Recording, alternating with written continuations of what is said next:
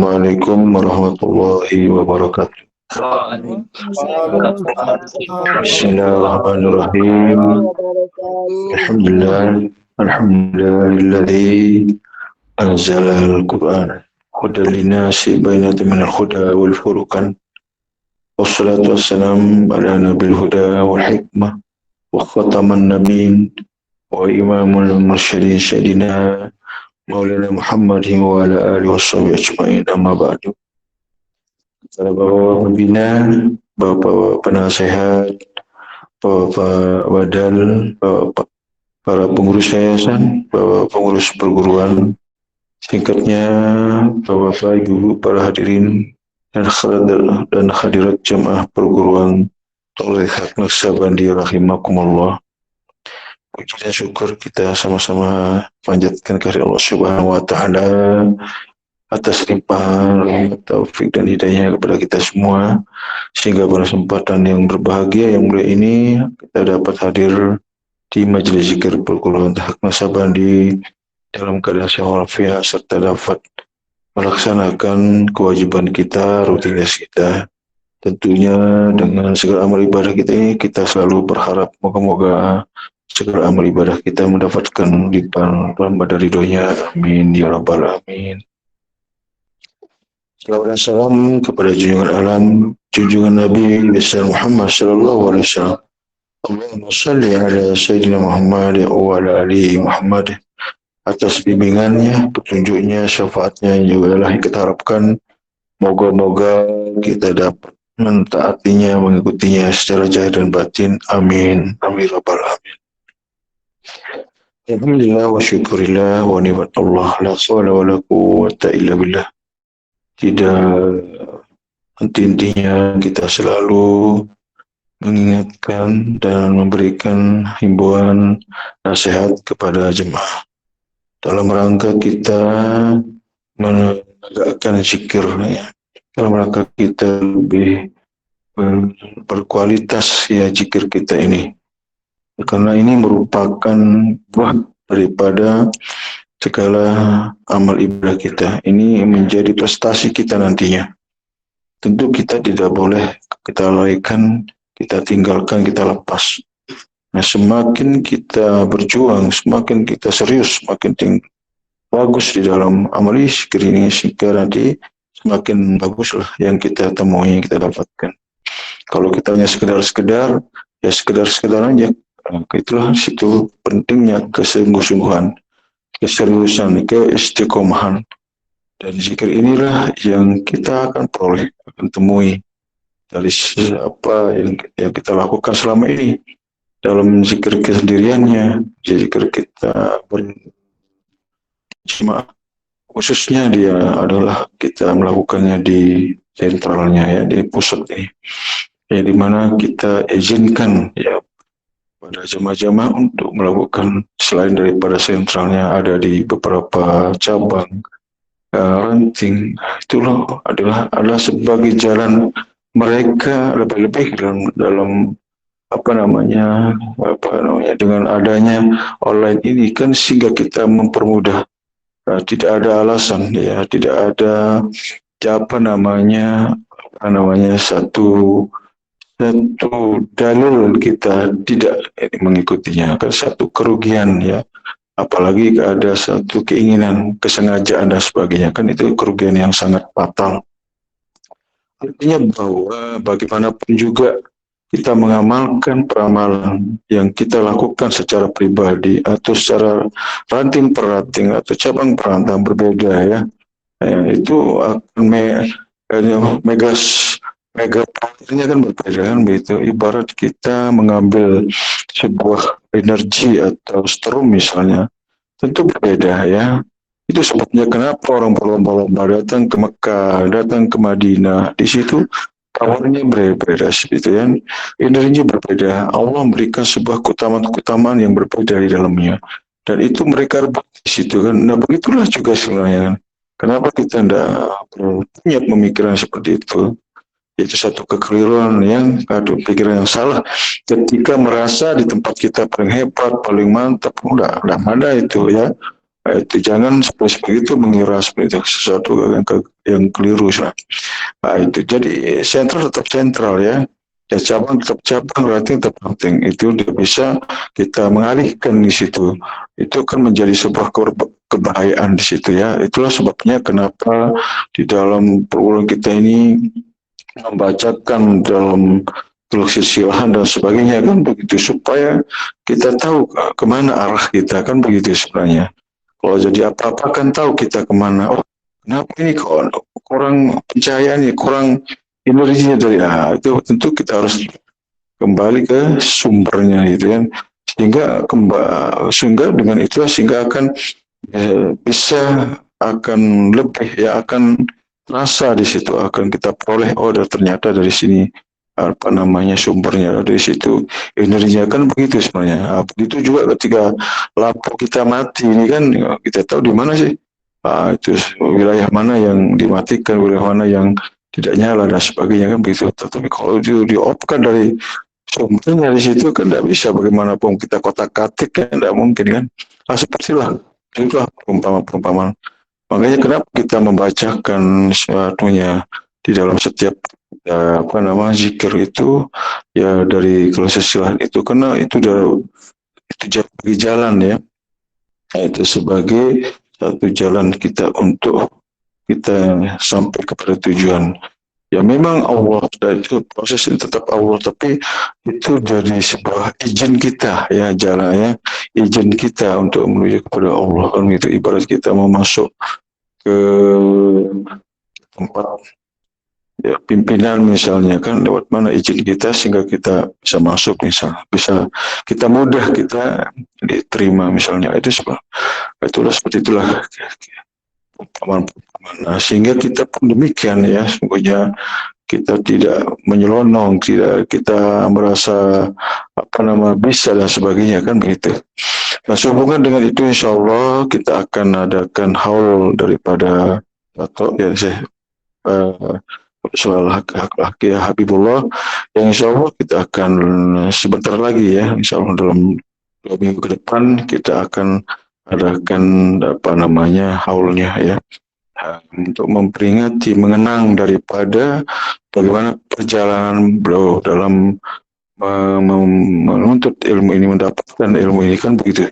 Dari itulah sehingga kita mungkin ada semangat, ada kegirangan, ada sebuah pemicu kita, sehingga kita ada lebih lebih girang ya, untuk ya lebih mengamalkan atau untuk memperjuangkan, artinya untuk menyempurnakan terhadap makom-makom atau keilmuan yang kita pelajari saat ini. Karena di mana kita di sini kan masih ada beberapa jemaah ada di makom ada di hidrofi ini, sampai bagaimana kita penyempurnaannya ya, sehingga sampailah kita ke martabat yang tinggi, martabat yang paling kelas di situ ya, makom-makom yang khusus di situ. Sayang kalau kita tidak meraihnya, tidak menjumpainya kan, kita tidak akan memilikinya, mengamalkan itu ya. Itulah sebenarnya proses rohani itu seperti itu ya, bukan muncul tiba-tiba seperti itu ya, ada cara, ada jalannya di situ. Dan dengan keilmuan di wadah perguruan ini sangat jelas, sangat nyata, sangat luar biasa tindih dia ya, artinya tidak lompat-lompat, tidak artinya mendahului di situ, sangat-sangat teliti, sangat luar biasa. Kita sebagaimana kita jelaskan sebelumnya, dari tauqi'inya, kemudian hidlopinya, rohani, sampai ke wilayah luar biasa. Jadi kita tidak sekadar bahas saja wilayah itu, tetapi benar-benar kita sudah menduduki, kita mengilmukan dan mengamalkan di situ seperti apa, dan itu yang penting sebenarnya. Dan jangan sampai keliru di situ ya, jangan sampai salah di situ, kan sangat berbahaya. Ibarat kita ini ada di satu tempat yang sangat tinggi ya, ketika terpleset kita kan jatuhnya kan sangat parah sekali kan, seperti itu kan. Itu makanya kita harus hati-hati di sini seperti apa sebenarnya. Itulah yang sebenarnya yang ditanyakan, yang harus diskusikan secara khusus, tidak bisa secara online seperti ini, tidak boleh ya. Itu makanya waktu tawajuh itu, pembaruan itu Itu kan sering kita sampaikan, tanyakan di situ, jangan di luar itu, karena jamaah ini kan tidak sama dia punya makom, tidak sama dia punya mana petunjuk. Jadi nanti ada merasa terganggu di situ, ada merasa merasa oh ini kok saya ini jadinya belum gitu kan. Memang memang ada kelanjutannya di situ ya, dalam prosesi kita mempelajari atau mengilmukan ilmu ini ya. Sehingga tidak akan ada tanya-tanya yang keluar daripada ya ilmu petunjuk itu sendiri. Karena sesungguhnya bahwa apa yang kita ilmukan ini kita dapat satu hal yang pasti, yang nyata, yang ada. Bukan kata-kata, bukan hayalan, bukan barang istilahnya dalam pikiran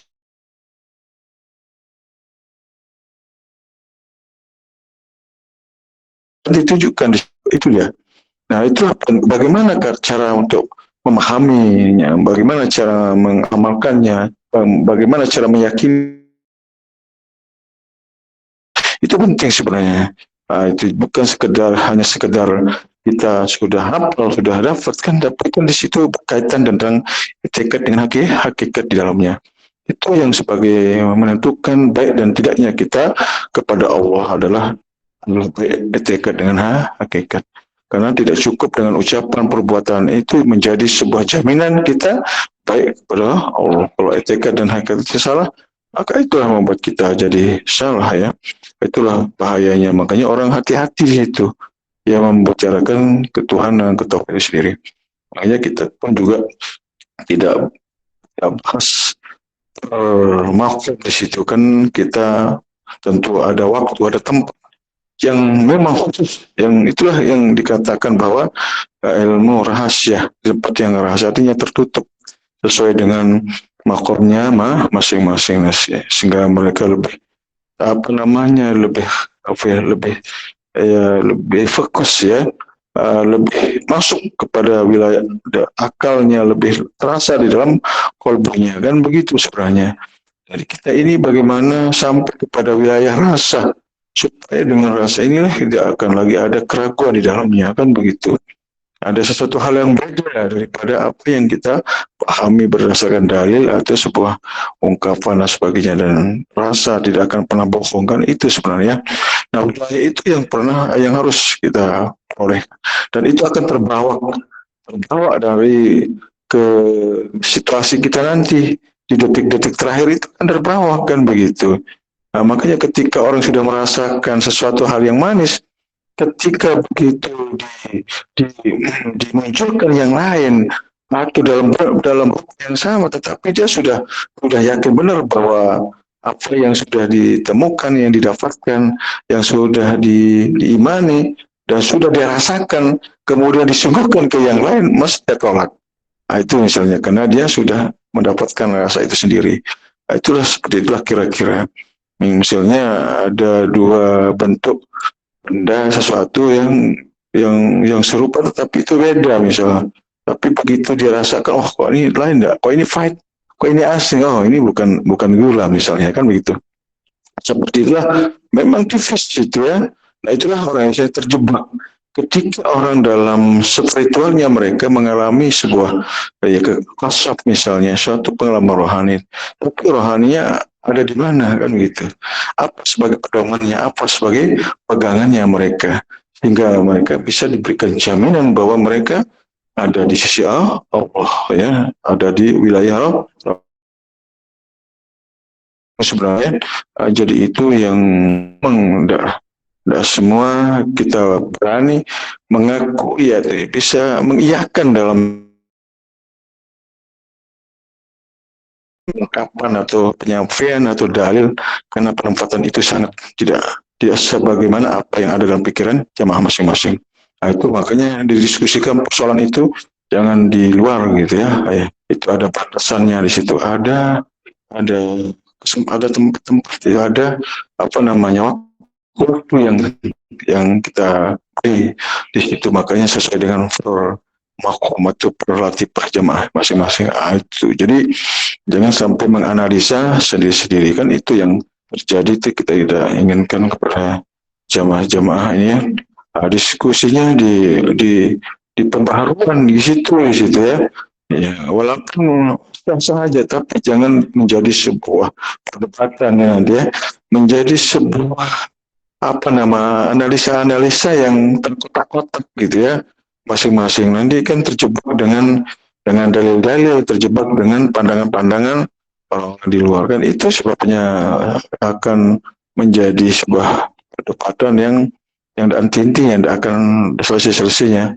Makanya sesuai dengan seperti sekat yang almarhum dulu sampaikan bahwa kembali kepada mahkom kita masing-masing supaya kita tidak keliru ya.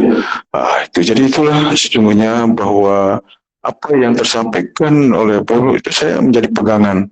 Apa yang tersampaikan oleh beliau itu menjadi rujukan. Bukan menurut sebuah pandangan dari masing-masing itu kan tidak pernah akan selesai persoalannya ya. Itu kayak pengalaman iya, itu masing-masing jamaah punya pengalaman, punya rasa dan sebagainya.